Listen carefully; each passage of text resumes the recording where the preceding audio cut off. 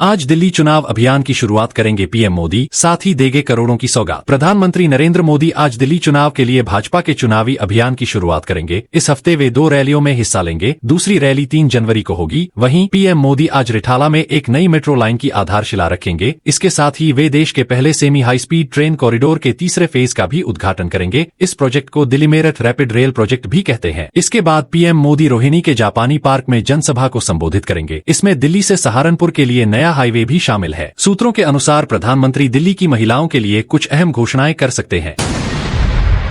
पंचतत्व में विलीन हुए देश के पूर्व पीएम मनमोहन सिंह, राजकीय सम्मान के साथ हुआ अंतिम संस्कार। तीनों सेनाओं ने दी सलामी। देश पूर्व प्रधानमंत्री मनमोहन सिंह का निगमबोध घाट पर राजकीय सम्मान के साथ अंतिम संस्कार किया गया। उनके पार्थिव शरीर को सेना की तोपगाड़ी पर दिल्ली के निगमबोध घाट लाया गया। यहाँ तीनों सेनाओं ने उन्हें सलामी दी। इसके बाद राजकीय सम्मान के बाद अंतिम संस्कार की रस्में पूरी की गयी। मनमोहन की पत्नी गुरशरण कौर, बड़ी बेटी उपिंदर सिंह, दूसरी बेटी दमन सिंह और तीसरी बेटी अमृत सिंह निगमबोध घाट पर मौजूद थे। परिवार ने प्रधानमंत्री मोदी से भी मुलाकात की। बेटी ने मुखाग्नि दी। निगमबोध घाट में सोनिया, प्रियंका, राहुल और कांग्रेस के बड़े नेताओं ने उन्हें श्रद्धांजलि दी।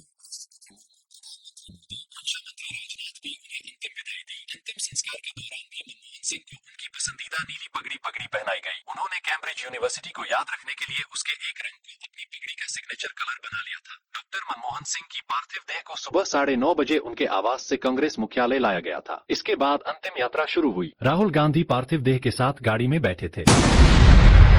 बीजेपी और कांग्रेस मिलकर आम आदमी पार्टी और दिल्ली की जनता को रोक रही है। चुनाव प्रचार में पहली बार अरविंद केजरीवाल ने कांग्रेस पर बोला हमला। आम आदमी पार्टी संयोजक अरविंद केजरीवाल ने चुनाव प्रचार के दौरान पहली बार इंडिया गठबंधन की अपनी सहयोगी कांग्रेस पर हमला बोला है। दिल्ली में आप और कांग्रेस अलग अलग चुनाव लड़ रही है। अरविंद केजरीवाल ने कहा कि अब तो बीजेपी की हालत ये हो गई है, कांग्रेस के सामने गिड़गिड़ा रहे हैं कि हमें बचा लो, हमें बचा लो। बीजेपी की एलजी से शिकायत करने की हिम्मत नहीं हुई तो संदीप दीक्षित से करवाई है। बीजेपी और कांग्रेस किस तरह से मिलकर आम आदमी पार्टी और दिल्ली के लोगों को रोक रहे हैं, आप देख रहे हो। केजरीवाल ने प्रेस कॉन्फ्रेंस में कहा, हमने कहा था कि दिल्ली में हमारी सम्मान बनेगी तो महिला सम्मान योजना लाएंगे, जिसमें हमने कहा था कि हर महिला को 2100 रुपए दिए जाएंगे। कैबिनेट प्रस्ताव पारित कर दिया था कि 1000 रुपए दिए जाएंगे।